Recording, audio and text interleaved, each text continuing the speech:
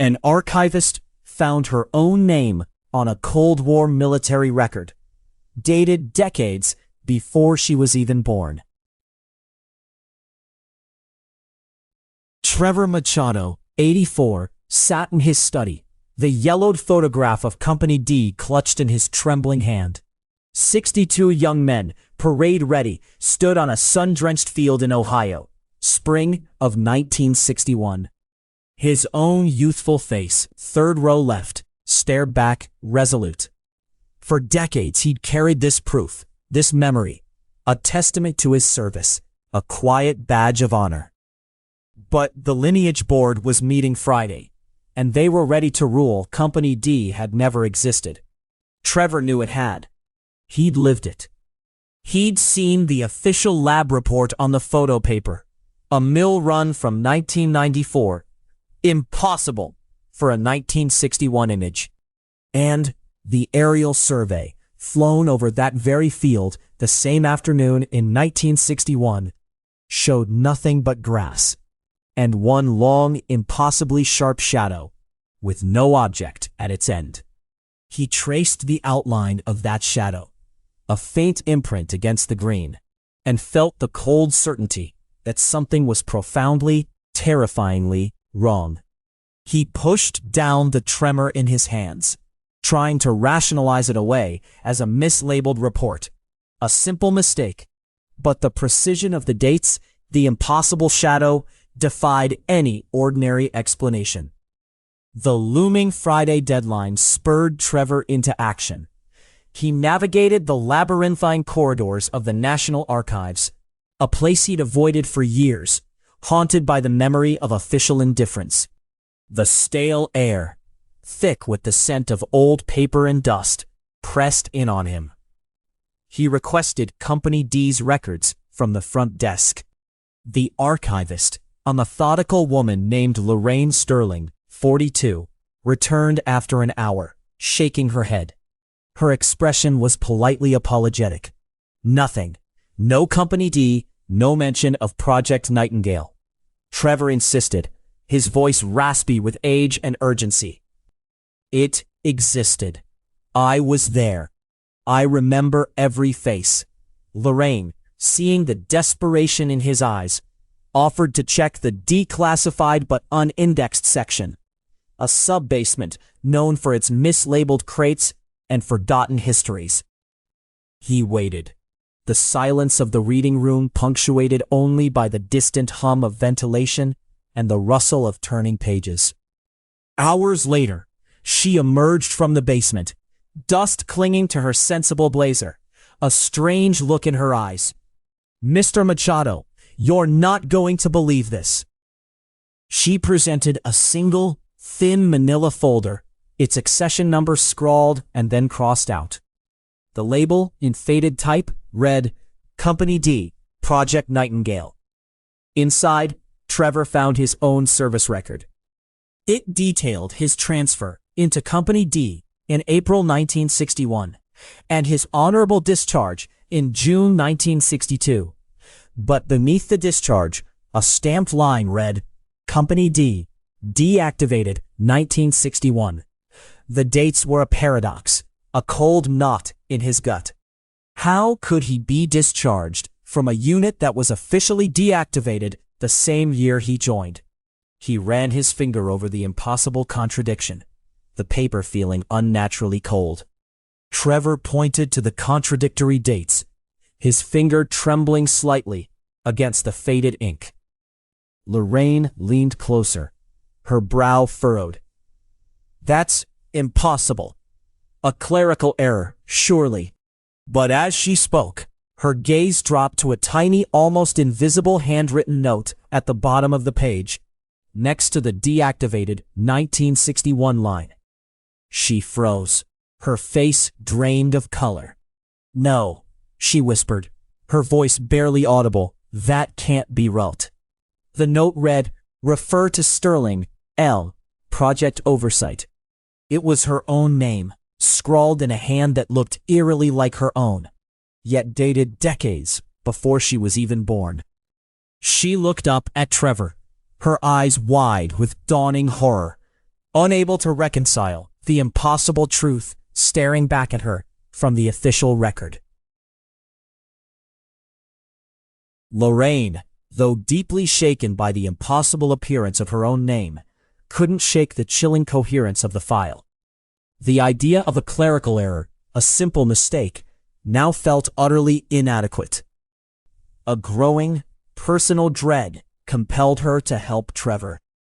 They researched Project Nightingale, finding that it was a highly classified black project facility, decommissioned in the early 1970s and officially purged from all accessible records. There were whispers, fragmented rumors online, of experimental psychological warfare, but nothing concrete. Using Trevor's veteran status and Lorraine's archivist credentials, they gained access to the desolate, windswept site in rural Ohio, not far from the parade field where Trevor had stood in 1961.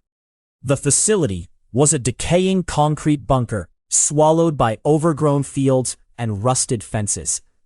Inside, it was a ghost town of empty labs and silent corridors, the air thick with the smell of mildew and forgotten things. Dust lay undisturbed in every corner, but one area, marked cold storage, restricted access, hummed faintly, a low vibration that seemed to resonate in Trevor's bones. They found a single sealed room, its temperature unnaturally low, condensation forming on the metal doorframe. On a shelf, alone in the frigid air, sat a single reel of film. Its label, typed in faded block letters, read Nightingale, Company D, 1961. Below that, a smaller, handwritten date, 1962. But the film canister itself, Trevor noted, bore a manufacturer's stamp, Kodak, 1994. Another impossible anachronism, a cold echo of the photo paper. The air in the room felt heavy, charged with a patient, watchful stillness, as if the very walls had been waiting. Lorraine shivered, pulling her jacket tighter. "It's like this place has been waiting for someone to find it," she murmured, her voice barely a whisper, her breath fogging in the cold. As they drove away from the desolate facility, Trevor caught a glimpse of a dark sedan parked casually on a dirt track a quarter-mile back, pulling out and merging onto the main road, following them. He sped up. The sedan maintained its distance, a persistent shadow in his rearview mirror. He tried to dismiss it as coincidence, a local out for a drive, but the thought felt hollow. Later that evening, back in her apartment, Lorraine received an anonymous email. The subject line was blank. The body contained only a single stark sentence. "Some files are meant to stay closed. Don't let him open yours." Her blood ran cold. She showed it to Trevor, her hands shaking, the screen of her phone glowing with the chilling message. "This is too much, Mr. Machado. Someone knows." Trevor, however, saw a different implication, a more insidious connection. "They're not warning you away from me, Lorraine. They're warning you away from the file. And that note in my record, Sterling L. Project Oversight. It wasn't about you as a person. They're using you to maintain the system, whether you know it or not." He pushed her to continue, his own resolve hardening. He realized the secrecy machine wasn't just a bureaucracy, not just a network of outdated files. It was a living, watchful entity, and it was now actively monitoring their every move, aware of every thread they pulled, a silent observer in their pursuit of the impossible. Determined, Trevor and Lorraine took the film reel to a small private screening room Trevor knew, a dusty space in the back of an independent cinema run by an old friend. The scent of stale popcorn and ozone hung in the air. The old projector whirred to life, a comforting mechanical growl, casting a flickering light onto the screen. The film was grainy, black and white, jumpy, like an ancient newsreel. It showed the parade field in 1961, just as in Trevor's photo, the familiar landscape of his youth. But the men of Company D were not solid. They shimmered, their outlines indistinct, like heat haze rising from hot asphalt. They moved with a strange, almost ethereal fluidity, their forms half there, half gone, an impossible ballet of flickering absence and presence. The long shadow from the aerial survey was clearly visible, but it seemed to shift with the men, or perhaps to be the mechanism of their partial presence, a dark, consuming current. It was a terrifying, beautiful spectacle of non-existence, a silent dance of the unreal. The film cut abruptly to a close-up. A young man, his face a mask of quiet terror, stared directly into the lens. It was Trevor, his younger self, mouth moving. No sound, but he clearly mouthed a single word, the effort visible in the strain of his jaw. Filed. The dread was palpable, a cold claw gripping Trevor's chest. The film ended on a single frozen frame. The exact photograph Trevor had carried for 60 years. The 62 men of Company D. But on the screen, their figures still held that subtle shimmer, that half-there quality. The photo wasn't a memory, Trevor realized with a sickening lurch. It was a still from this film, a snapshot of Company D in their filed state.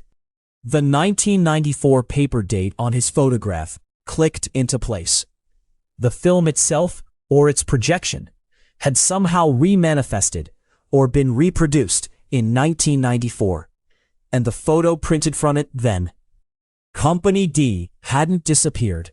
They had been filed, anchored to this strange, impossible record. As the final frame of the Company D film flickered and died, the projector sputtered, then whirred back to life with a jolt. A new image flashed onto the screen, not from the reel itself, but projected with unnerving clarity.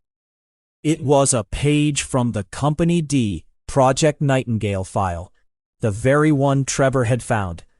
But this wasn't an old entry. It was a new one, stark and chillingly precise, clearly dated today. It logged their recent visit to the decommissioned facility, their access codes, the exact time of entry and exit. Beneath it, in a clear official hand, was a final horrifying line. Machado, T. Status, active, filing. Oversight.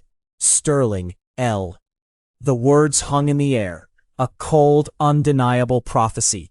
Each letter a lead weight.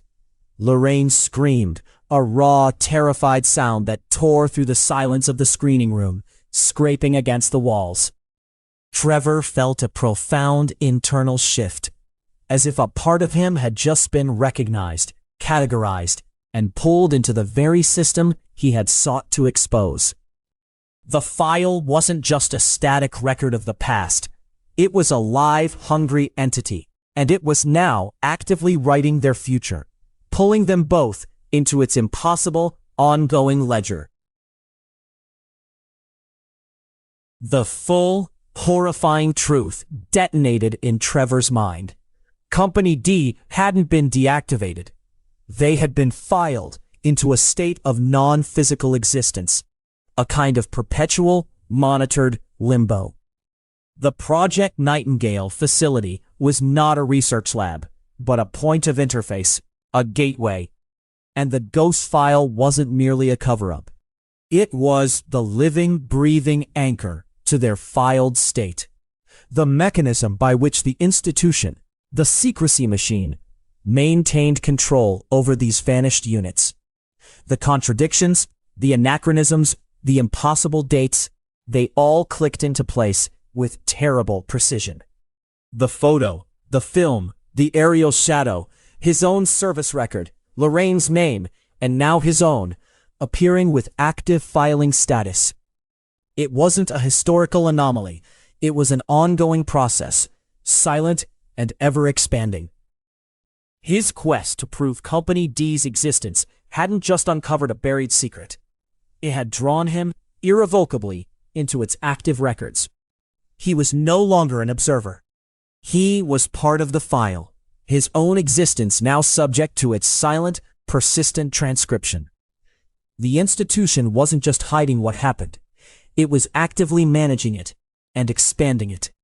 The dread was profound, born not of fear, but of absolute chilling coherence, as if the universe had just neatly folded itself around him. He had found his unit, but in doing so, he had joined them in their non-existence, his name now a permanent entry in the ledger of the filed. It was Friday. The lineage board convened in a sterile, windowless conference room, the air conditioning blowing a constant, faint chill. George Abbott, a man whose placid demeanor belied a lifetime spent in the quiet, decisive power of military bureaucracy, chaired the meeting. Trevor, accompanied by a pale Lorraine who looked as though she hadn't slept, presented his evidence: the impossible photograph, the aerial survey with its anomalous shadow, his ghost file, and finally the film. He played the shimmering footage of Company D, the ethereal forms dancing on a portable screen.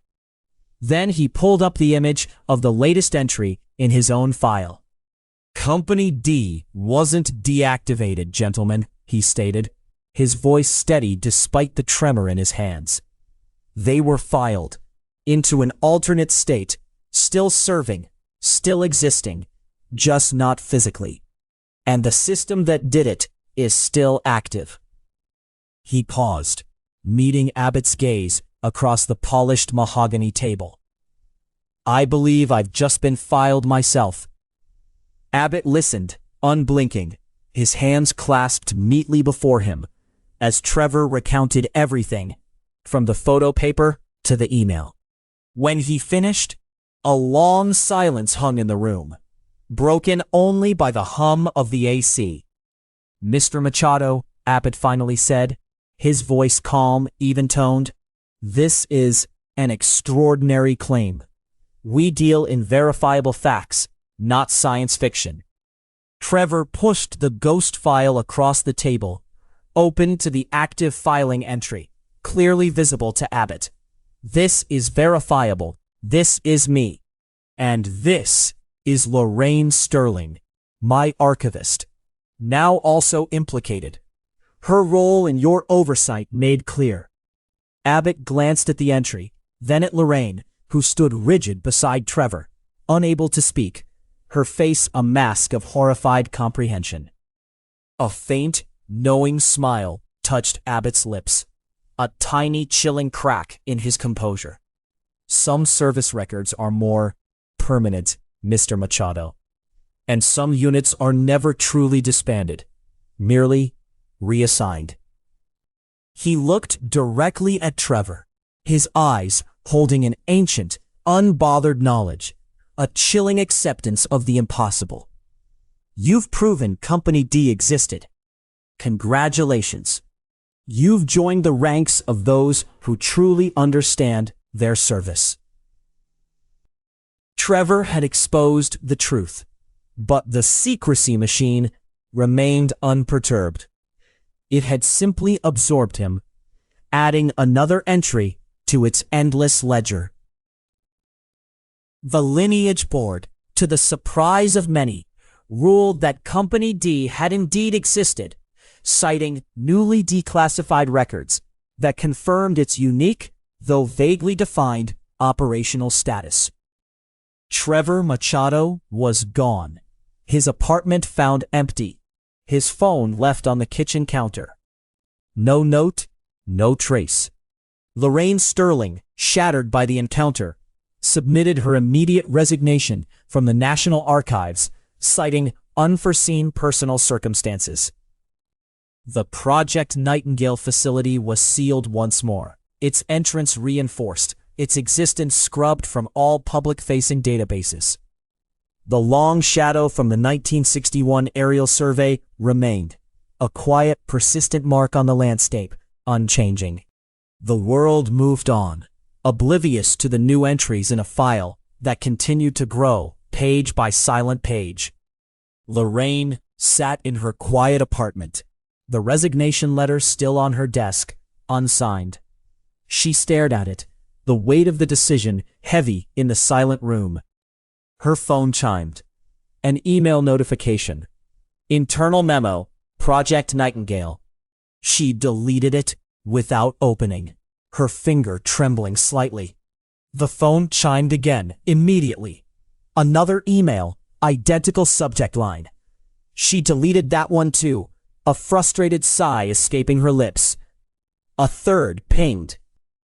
She stared at the screen, a cold dread prickling her skin. The subject was the same. She opened it, compelled by a force beyond her own will. The message was just one line, oversight transferred to Sterling L. She looked at the screen, a faint, wrong little smile beginning to form on her face.